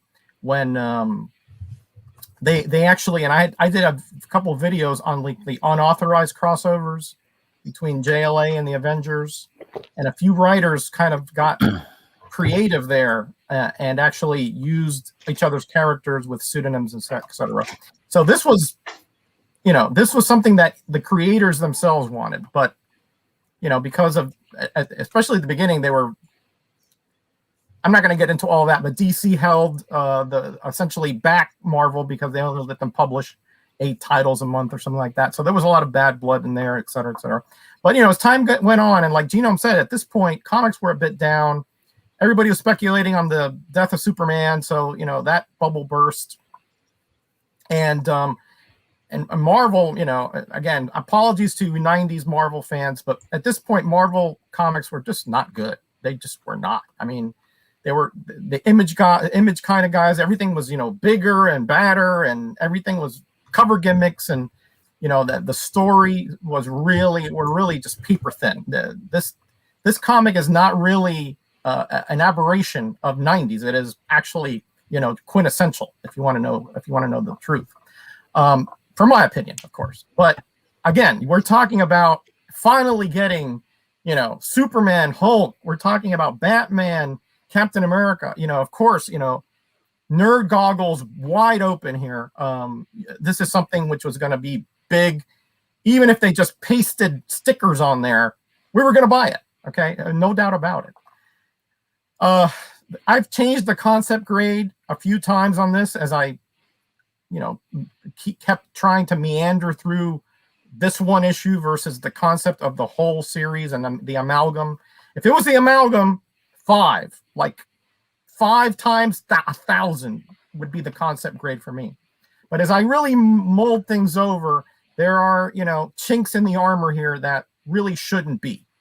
And so I kind of kept chipping away at that grade, right? And one of them is that, the writers here, Ron Mars, although a great writer, was not really an experienced writer. He had done Silver Surfer for Marvel for a couple of years before this. And you have Peter David to sort of, bridge the gap there. He had been writing Marvel since the 80s, maybe, I don't think late 70s, since the 80s. But it really wasn't, and the artist, Dan Jurgens, was a great choice, but Cavallini? I mean, are you telling me that you couldn't pull some guy off of 1 month of a book? You couldn't pull, a much more frontline guy, a Byrne or a Perez, or heck, I'll even take, Larson or somebody, that had a little more of a name out there, a little more. To me, they put somebody on there that, just because they knew that this was going to sell no matter what. And that kind of irks me today, I think that they should have gone like JLA Avengers, man. That thing is beautiful. I mean, just gorgeous stuff, right? And this is honestly, it's not even in the same universe as that. This particular issue, especially. Spider-Man, Ben Reilly. I love Scarlet Spider, but that's not Spider-Man. And Superboy was only around for a couple years. He was like some clone or something. I mean, couldn't you have come up with Peter Parker versus some other kind of analog, even like Black Lightning, who was around, or Azrael? I mean, other than a guy who had just showed up, knocked at the door a few days ago, So I didn't like some of the concepts here. I mean, another thing is that, and this, I'm going to get hammered by the 90s guys, but man, I really wish they had more of the classical DC and Marvel guys, not Thunderstrike Thor and over-muscled Professor Hulk, Bone Claw Wolverine. Again, I understand why they did it. They're trying to sell comics at that point in time. I understand that, but to me, I really wish this would have been done some years before all the 90s glitzy and over-muscled stylized stuff would have come out. That would have been, I think, a more appropriate era for this, for an old-time fogey like me. All that mashed together, it's still delivered, as a whole. But in this one issue, I got to give it. Was it you cut out a little bit, a 3, as you said? 4. A 4. 4. Yeah, I think Roger brought us down to reality a little bit on that. Boo. One thing that's undeniable is this should have, creator-wise, this should have been a who's who. You're right. Like, you should have got the top brass in every department for this. But Miracle, what do you think, man? Is this thing home run, best concept out there, or do you also see some chinks in the armor? Well, we've talked about money grabs before. This is the grab. This is the ultra grab, right? The ultimate move. I know, like 96, Marvel Comics was in real financial trouble. This is a point where they were like selling off their properties. This is when they sold Spider-Man to Sony and the X-Men property and Fantastic Four. I think they sold the X-Men property to Fox for $1.5 million for the rights. Pennies, right? Like that's that's how desperate they were, Yeah. and they ended up getting bought out by Toy Biz. And I think like this was DC Comics kind of being like, you know what, we can't let our competitors fail. I know there are competitors, but they're actually good for business to have a competitor, right? And kind of stepped up to help Marvel in some way. That's probably why DC didn't throw their best guys at it, but you know, it was definitely a cash grab. This book, I'm sure it was super high print, and you know, sold 1 million copies, made money for everybody. Not enough, probably not enough to save Marvel. Like I said, Toy Biz ended up buying them out. I think at the time they were owned by some company that owned a bunch of parking lots or something like that. Not till like Toy Biz later sold it for $4.5 billion to Disney, of course, but this was a cash grab. Concept wise, perfect, amazing, unbelievable. This is what every comic book fan since 1938, or I guess not since 1938, since 1963 when Fantastic Four 1 came out, wanted to see. Marvel versus DC. Who's going to come out on top? Let's have a bunch of fights. Super kudos for using email and the internet in 1996 for the comic book guys for all that voting. I mean, I know, like you're saying, it was the modem dial-up, squee, screw, right? That's when called the handshake. That's what it sounded like when you dialed it up. Yep. But kudos for them for doing it, right? Like, I mean, I don't think a lot of companies even had websites or anything at this point in time. So that's, you know, you got to give them a little bit of, you know, a pat on the back for that kind of concept. You know, like just like here at Grader'S Notes, they got the reader involved, right? Well, who would you think would win? Is it going to be Thor? Is it going to be Wonder Woman? Is it going to be Captain America or who did? I don't know who happened to fighting. I can see how a few of those guys, you know, or you know, a few of the superheroes might have a reason to fight if someone showed up. Like the Thing is a pretty hothead guy, right? He's going to fight if someone throws down at him. Concept wise, though, let's stick with that. I thought it was a great concept. I gave it a 5 for the concept. I mean, the concept of this book is super strong. Just again, poorly executed, I think. Could have been a lot stronger book. Could have been one of those books from 1996 that everybody was after now, right? But no.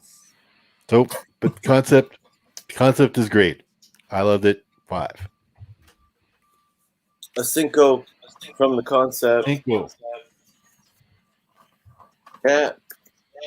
Sink. Yes. Whoop. This concept. I look at Miracle puts all these like negative things and comes up with a 5.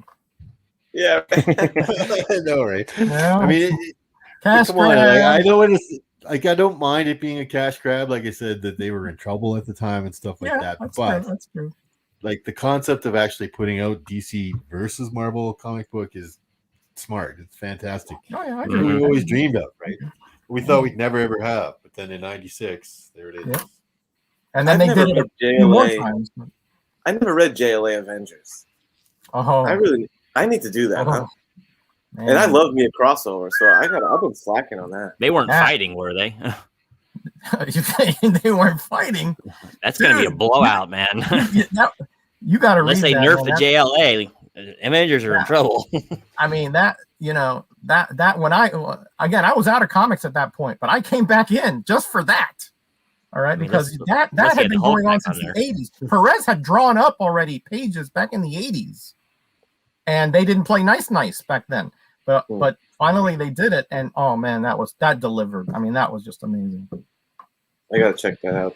I also saw there's paid because they wrote both outcomes based on the votes. The 5 votes, Mhm. and there's original art floating around of a couple of them. Like I saw the page of, because spoiler alert, Superman won the vote against Hulk.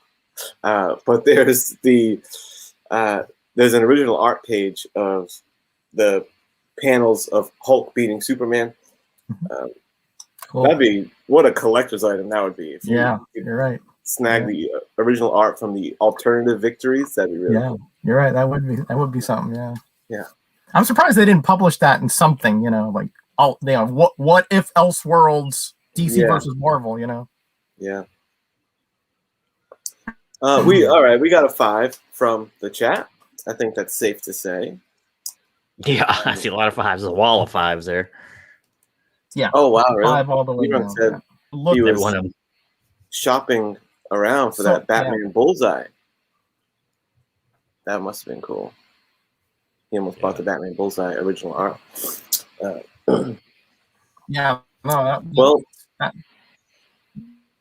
And we all knew. I mean, we knew kinda that it would be a tie, because neither company's gonna get in, right? So it was gonna be a tie. Oh my God, Kang the Conqueror is merged into the DC universe. He's taking over Metrog. Okay, I wasn't sure if it's fine. I don't think JLA Avengers is that expensive. Well said, Ron. Well said. We're doing that modem speak again. Oh, sorry. The handshake is real. Yeah, you probably can't tell on your end, but you're getting a little glitchy, but we get the sentiment. We're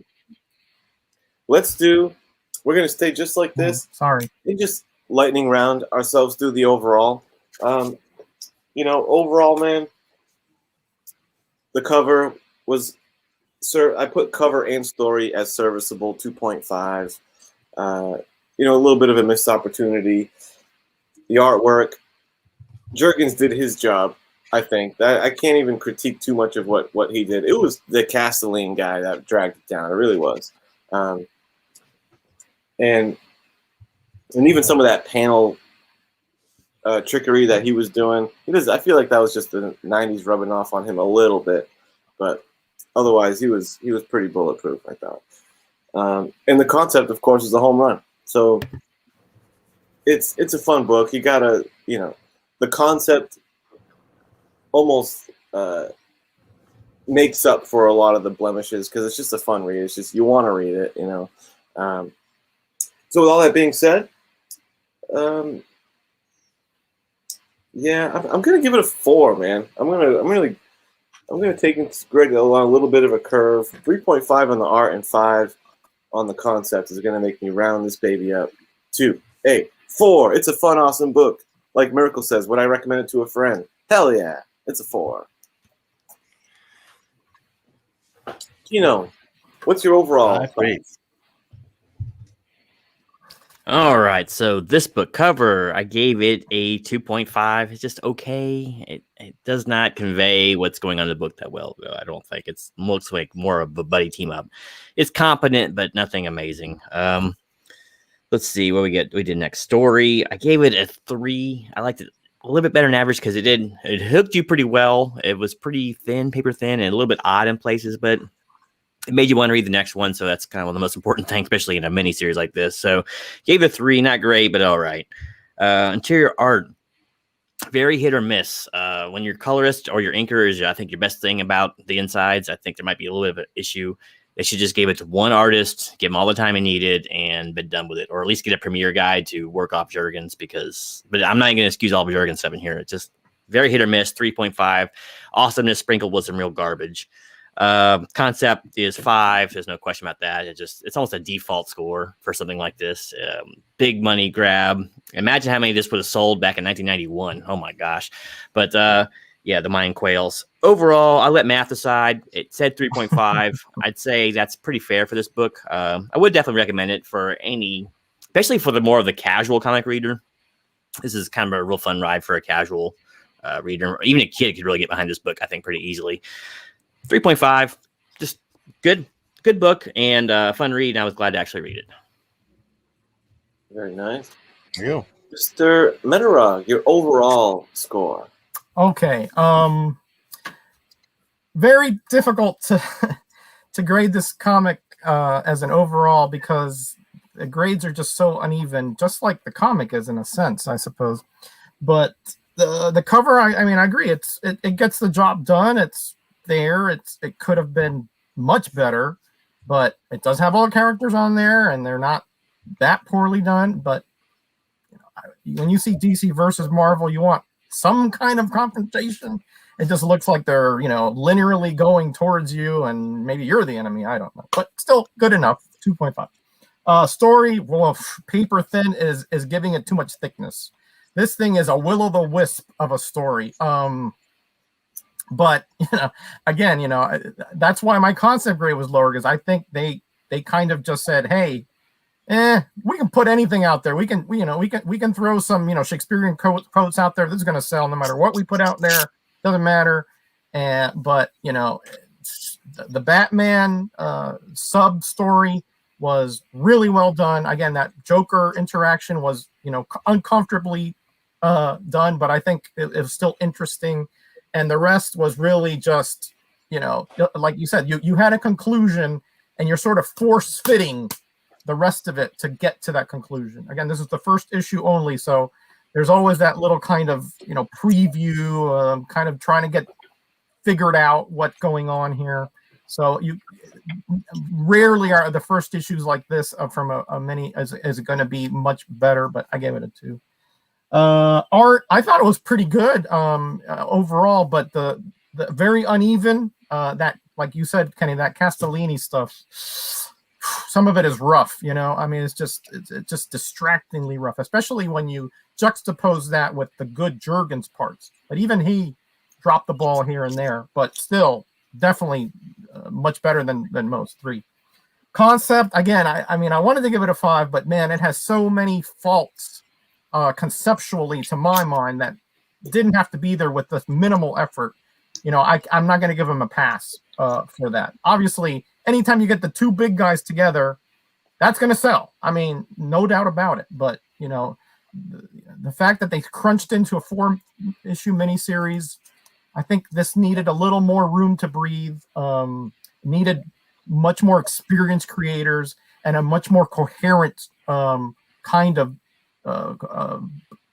art team. Like you said, if they alternated one to the other, that would be fine. But alternating within the book, I think these are missteps that I just can't just say, oh yeah, no matter what, there's going to be a 5. No, so I gave it a 4. Overall, I have to give this a 3. I mean, the series gets much better to me. By the time it gets to the end, my grade's going to go up, quite a bit. But for this introductory issue and this moment in time, it is just a good issue, not in any way great. So 3. 3 it is. There you have it. Russ making a good point there. If he didn't have a Mjolnir in his hand, I would not have done that with Thor. There's no way I knew that with Thor at all. Tough cost. That thing didn't stick around very long, did it? Because very 90s, late 90s. Mr. Miracle, what do you think overall in this bad boy? 3.5. 3.5. It was good. It had some good parts. It had some really good art, and it had some really bad art.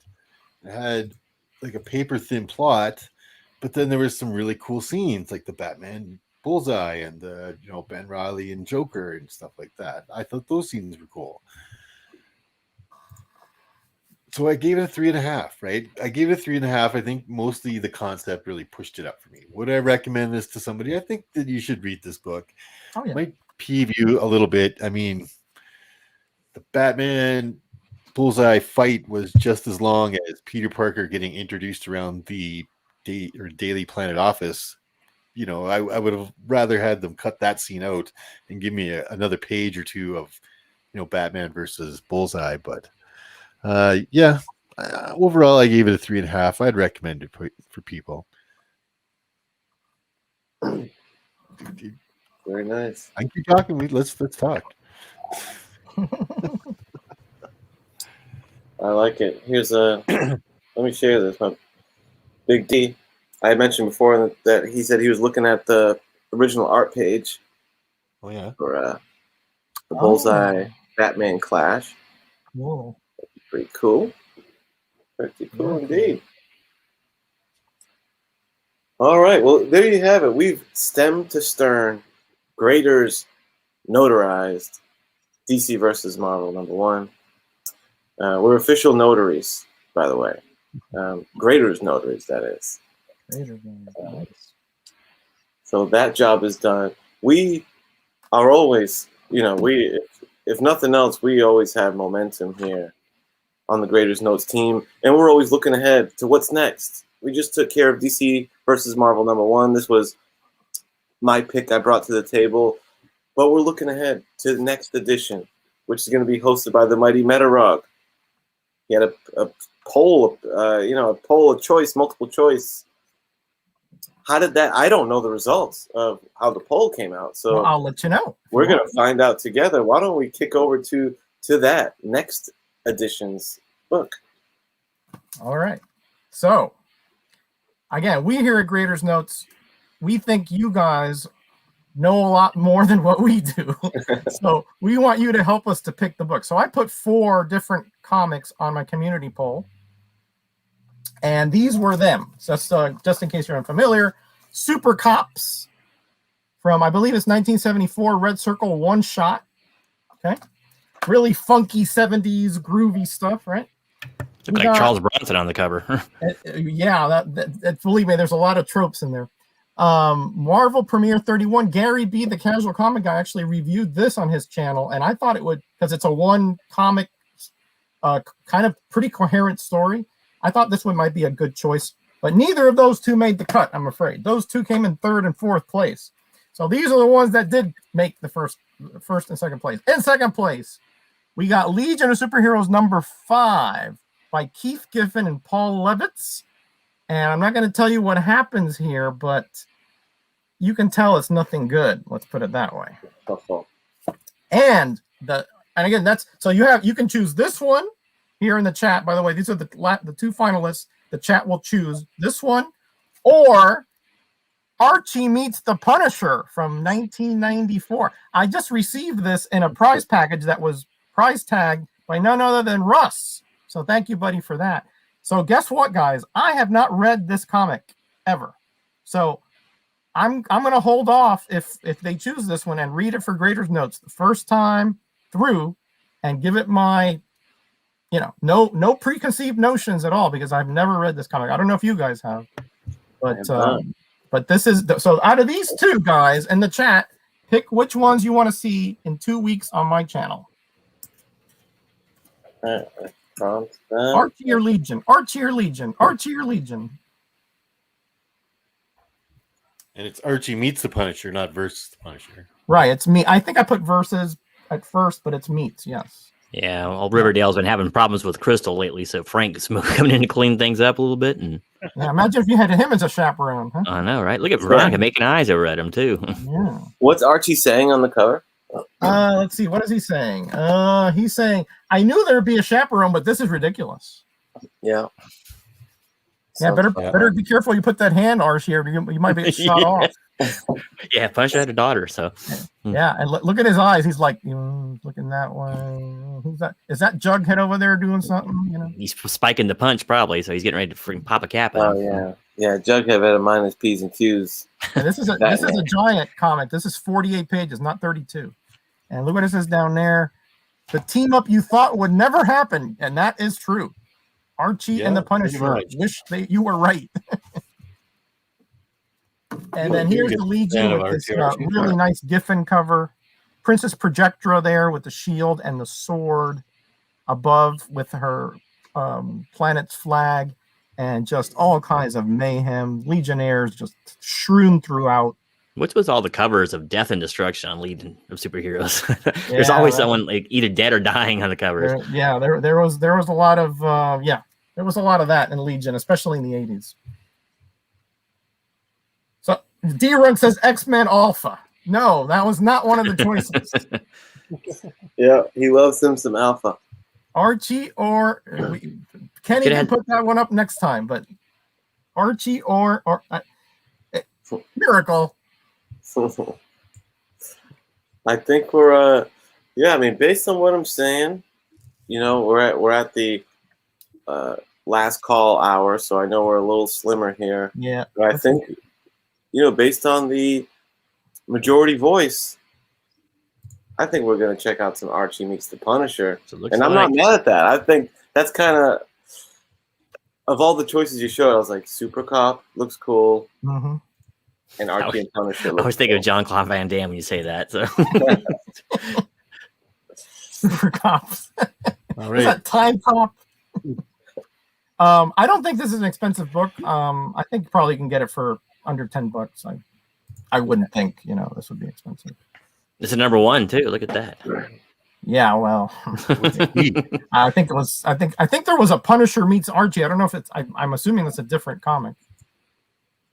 So remember, you got Archie meets Punisher. The cover should have been Frank standing there just like that, but there's like a coffin and a funeral going on in the background, so people just snap that one up. It seems to be drawn in the Archie style, but again, I have not looked inside, so I'm not sure.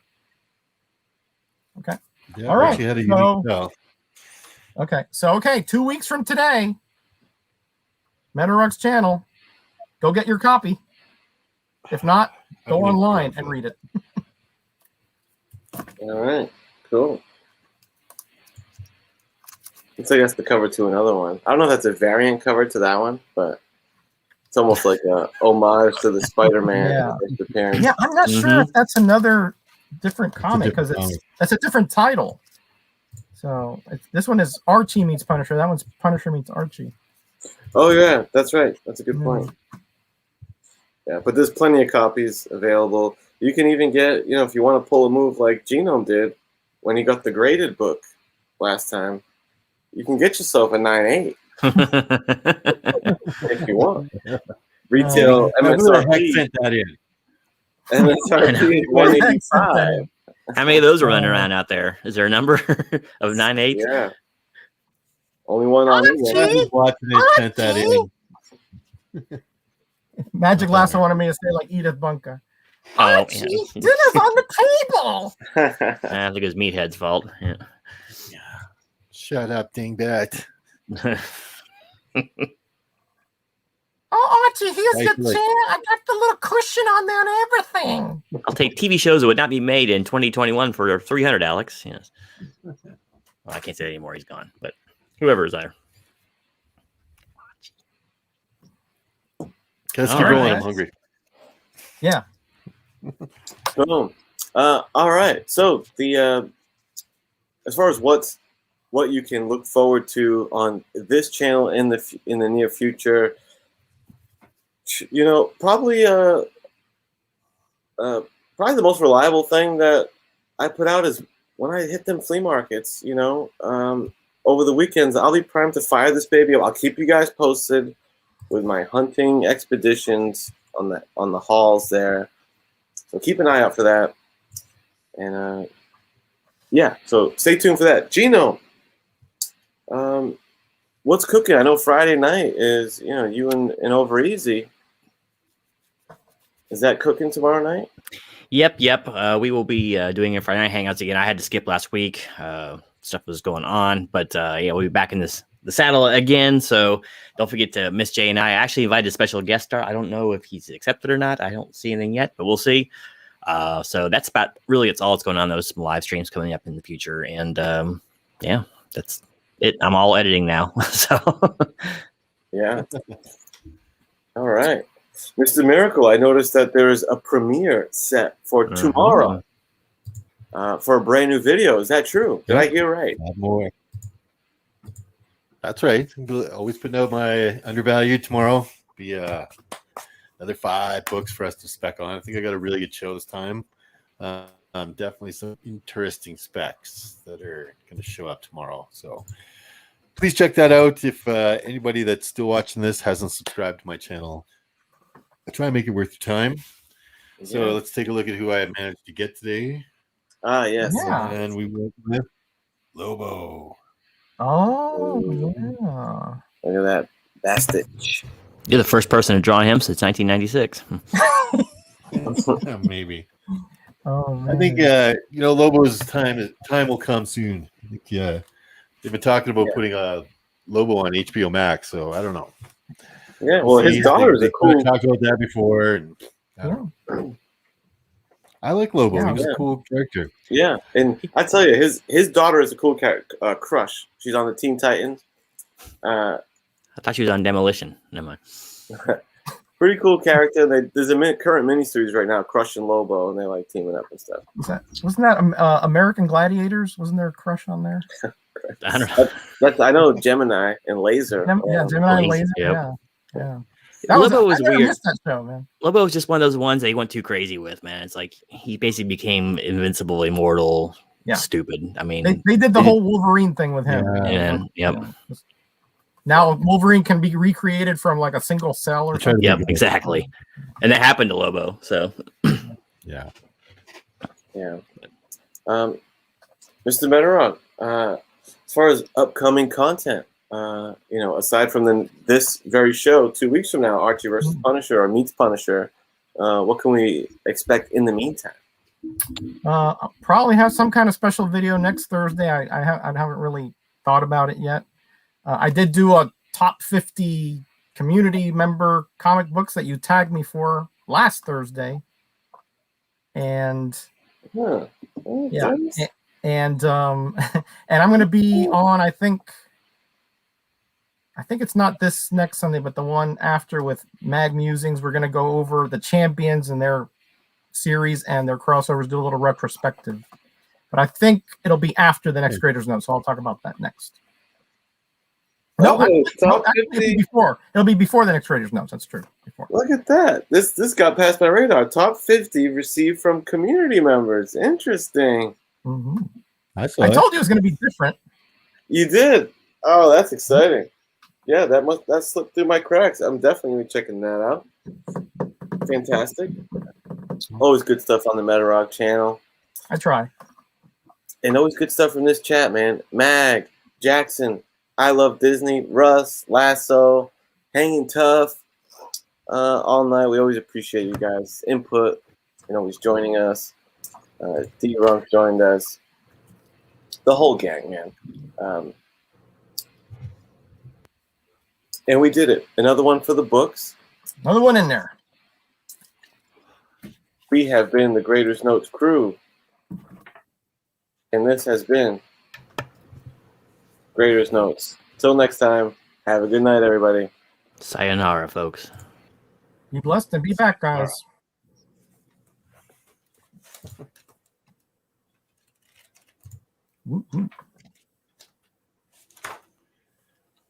That's it.